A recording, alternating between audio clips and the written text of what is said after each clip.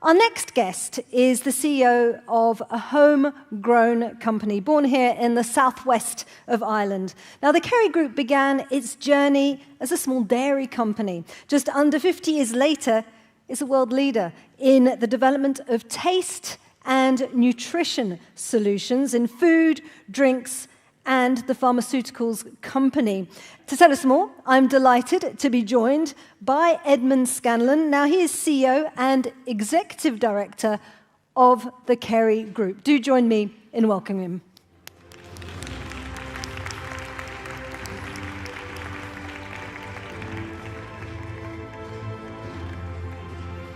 Hello. Nice to see you. Thanks so much for hosting us in your lovely city. Tell us a little bit about the Kerry Group. What's it all about? Sure. Before I'd start, I'd like to just welcome everybody to Ireland. I think I can do that as an Irish person.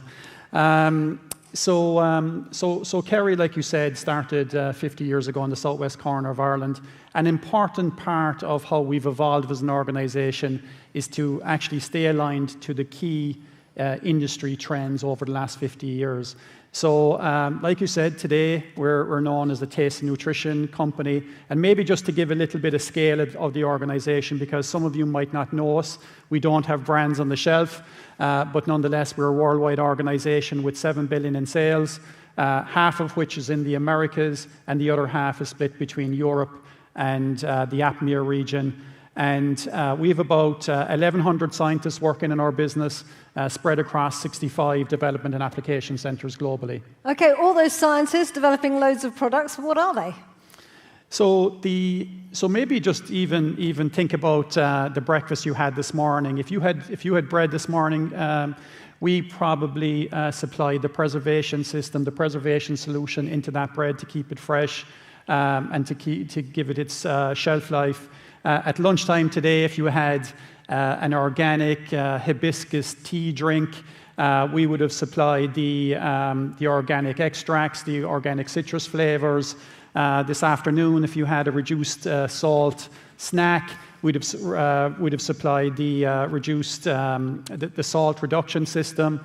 And this evening, as you're enjoying your alcohol-free beer or your low or no alcohol mocktail or cocktail, we probably supplied the enzyme and the botanical extracts to make that into such a way you can enjoy that drink. Fantastic, because I do try and enjoy a low-alcohol beer from time to time, but I quite like the alcoholic version as well. But anyway, those products that you've kind of outlined to us, now they do seem to be on the more nutritious side of the scale. All the Kerry products aren't necessarily that nutritious, so what are you doing to kind of ensure that they are, and also, I guess, be sustainable? Yeah, it's a really important point, and I just like to maybe spend a minute on it. So, about 2 or 3 years ago, Isabel, we decided we needed to really analyse and evaluate our portfolio. So we used the UK traffic light system as a framework to evaluate our portfolio in terms of its nutrition credentials. So what we found is that about 80% of our portfolio was either positive or balanced from a nutrition perspective. So then you might ask, well, are you aiming for 100% or how are you thinking about that? And the reality of it is that we felt it was more important for us to have the ability to be able to work with food and beverage manufacturers to move them along the sustainable nutrition spectrum. So it doesn't really matter how much sugar, fat, salt is in a manufacturer's product. It's important for us that we're able to work with that manufacturer to help them to move along that nutrition spectrum, regardless of what their starting point is. And that message is really resonating with customers, with consumers, because we have to realize that consumers are in different places, depending on what part of the world they're in or depending on the demographic. And then when it comes to a lot of these ingredients, now you're talking about, low salt products, low alcohol products, or no alcohol products, in fact, and this team of scientists that works with you, there's going to be a lot of innovation taking place. Tell us about some of the key innovations. Yeah, so I would say in the nutrition space, what I would call out as a key innovation is We're seeing maybe now salt being the new sugar.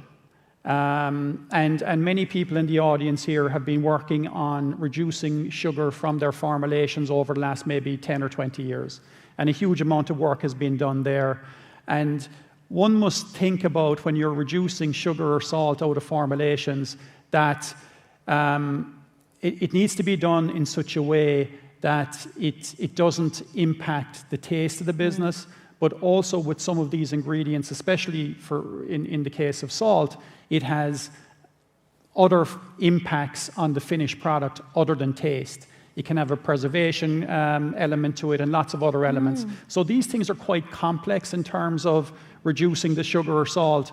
But even, even on that journey, innovation, science, and technology, there's still more work to be done from an innovation perspective in order to be able to go to the full distance in terms of reducing sugar and salt.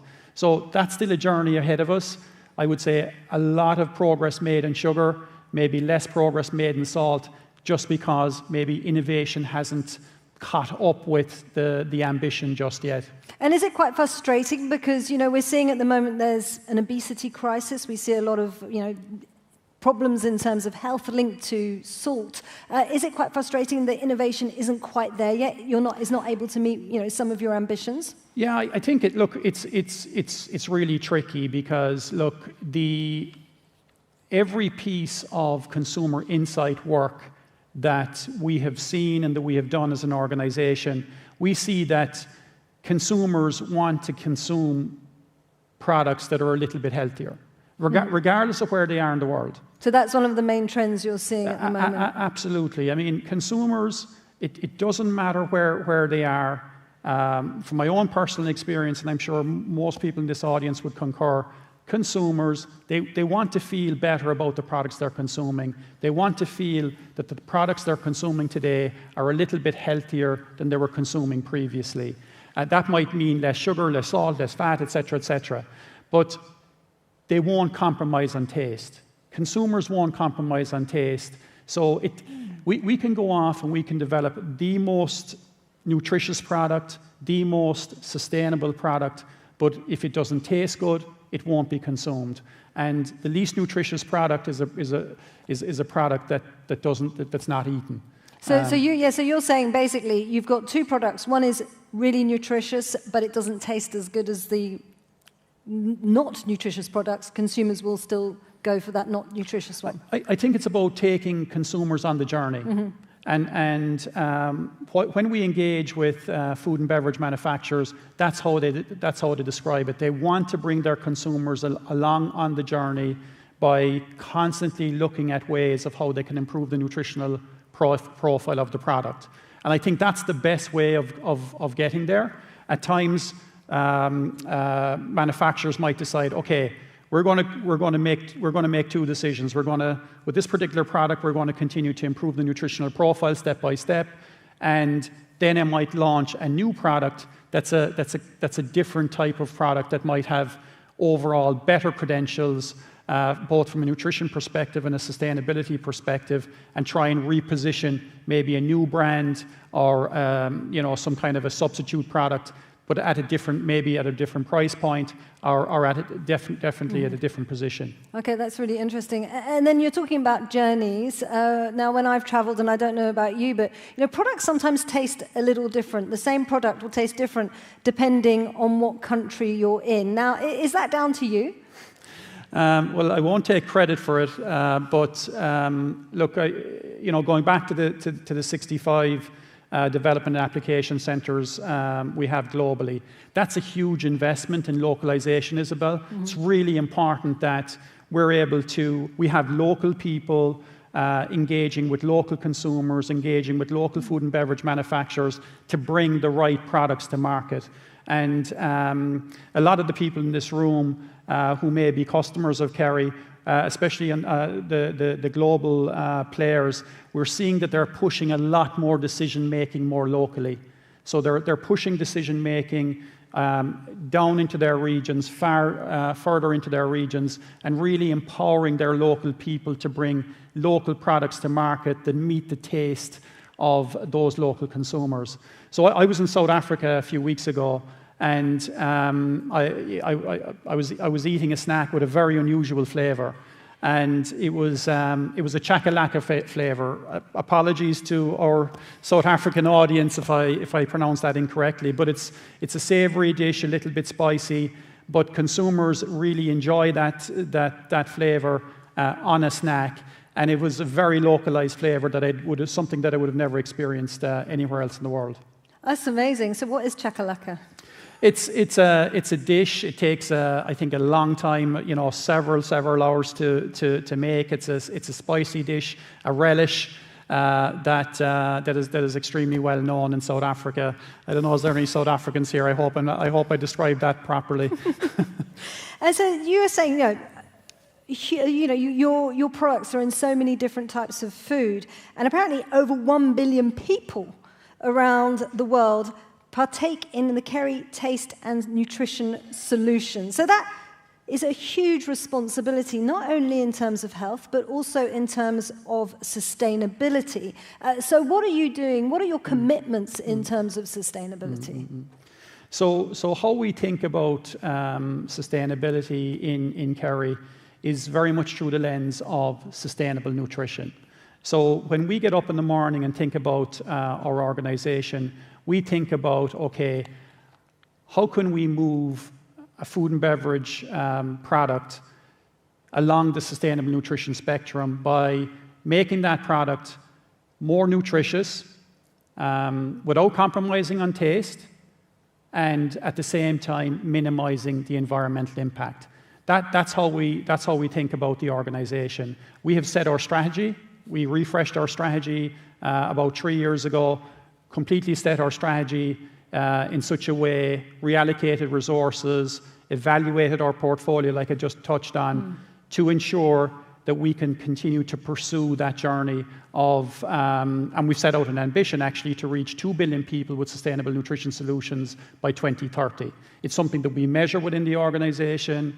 It's something that is ingrained within the organization, and every capital allocation decision that we make within the company is to bring us and to support us on achieving that ambition. And that's a very high ambition, but in terms of where you are in that kind of journey today, what does it mean in real terms? How can you explain it to us? Give us an example. I'll give you an example. So, and I think the examples that I'm going to give you, Isabel, are very much collaborative examples, because I think we don't reach the consumer as such. We don't engage with the consumer. We engage with the food and beverage manufacturers that subsequently go to their consumers. So we're one step back. So inbuilt into that ambition is the concept of collaboration.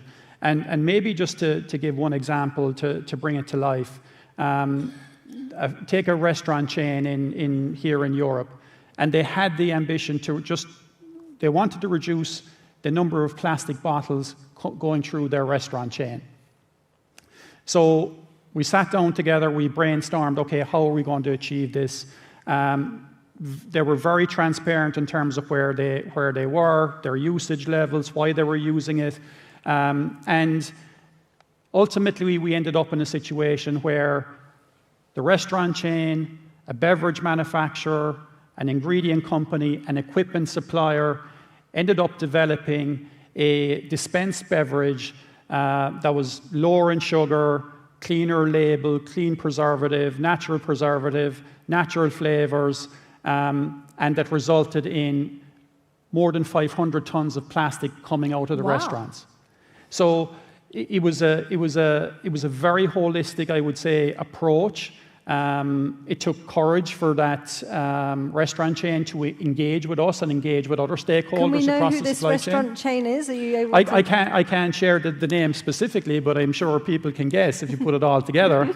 But and the reason I can't is because they're about to launch just right now, actually. Okay. And so watch this space. And they're going to be rolling it out to other countries as well.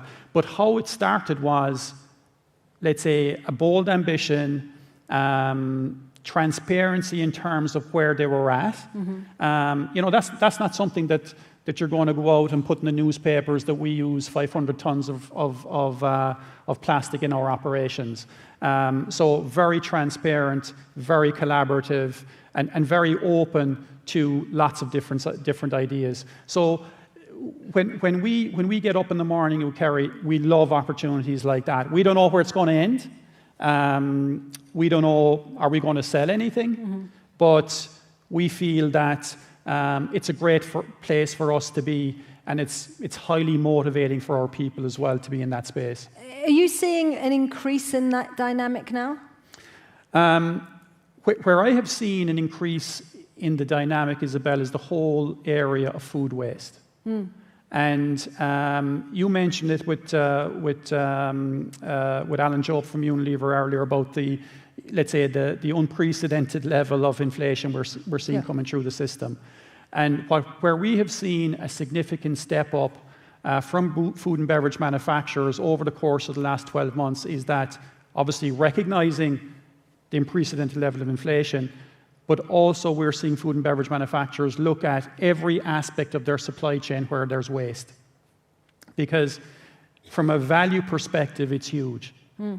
And we're seeing food and beverage manufacturers come out and say, look, we have this much byproduct or this much residue or these ingredients that are just taking up space. We're going to have to send them to landfills. There's nothing we can do with them. Can you help us with that? And that's something that's front and center from a strategy perspective in terms of engaging with those food and beverage manufacturers. Are you able to quantify the sort of waste we're talking about? So our focus, and one of the reasons we focused on food waste, Isabel, is we feel we can have a really big impact there.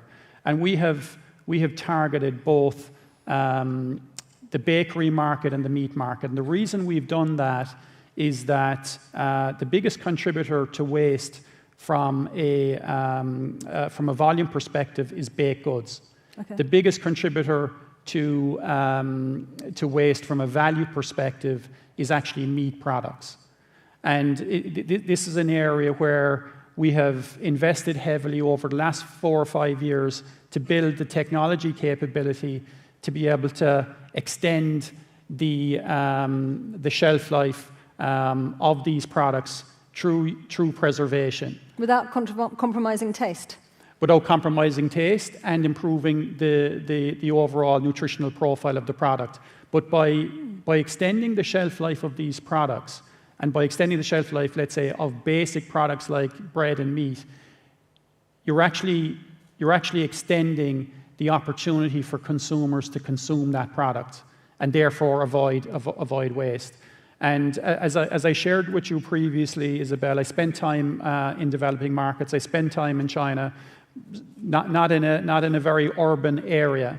And this is something that I felt firsthand, where there with a very young family at the time, going out, getting meat products for the family, and these products had a very significant level of microbial load in the products before you're even consuming them. So dangerous. Potentially dangerous. So to the point that you had to cook those products and consume those products the same day. And that's something that just has always stuck in my mind. The reality is, in some emerging markets, the cold chain is just not robust. Yeah. So if you can find ways to build in food safety into the formulation of the product, it just gives it more resilience going through that supply chain. It's not perfection, but it's something that we have out there as an area that we can have a significant impact on. Are we talking about here, because there's always kind of jitters when it comes to the idea of preservatives, are we talking about more chemical preservatives, or is it involved in the way the meat is or whatever is kind of wrapped? I would say it's a combination, Isabel. I think we have to be realistic. It's a combination both of natural preservatives, maybe coming from fermentation, maybe coming from bioprocessing, and chemical or conventional preservatives. We know they work. We know they work. And I think I go back to that emerging markets example, and I think we can't be too elitist about these things. I think certainly for the US, Europe markets, certainly there's a cohort of demographics that certainly want completely clean label, all natural, completely fresh products. That's absolutely fine. But let's be honest about it. That is a very small proportion of the population. And I think that example that I gave in China is also real important. That's a food safety issue. That's a food waste issue. And whatever means, obviously within a regulatory framework now, of course, but whatever means we can deploy to extend the opportunity for consumers to consume that product, I think that's a good thing. Yeah, because it has a lot of other good benefits as well. Absolutely. When it goes along the way. And what we've been discussing here as well is we've been seeing how, well, there's a whole spirit of collaboration taking place. You know, previous competitors are actually now working together to accelerate a lot of change. Where do you see the best collaborations taking place? What I might do, Isabel, maybe is to share an example where I've seen it coming together. And this particular example in the US, where we had a chicken processor, an organic chicken processor, providing organic chicken breast to a major retailer in the US. And what was happening was that this retailer had positioned this product at a super premium price at the consumer level, frankly, at too high a price. So this feedback came back. There was a lot of discussion amongst each of the stakeholders, and the biggest issue was for the processor, they didn't have an outlet for the organic chicken legs, the organic chicken frames. So what are we going to do? How are we going to create a premium value for these pieces? And through various brainstorming and discussion, there was a direction taken, great support from the retailer, that there was an opportunity to convert the meat into an organic chicken stock, the bones into an organic bone broth. And both of these products ended up on the shelf. But not only that, the residue coming from and byproducts coming from both the stock operation and the bone operation ended up into organic fertilizer that went to grow the feed, and that organic feed then ended up growing the chickens. So, you know, a real tangible example of a circular economy solution. Incredible. That would have only happened through openness, thinking a little bit outside the box. I would say intense senior level commitment to make that happen, because some brave decisions had to be made there. You know, a premium organic bone broth, a premium organic chicken stock. So some brave decisions had to be made along the way there, commitments to support these products once they got to the shelf.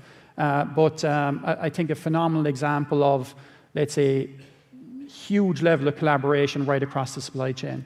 And then just as we end now, because we've talked about, you know, a lot of the changes taking place, the innovations, and then, you know, it's a great example of how you can apply the circular economy to meat.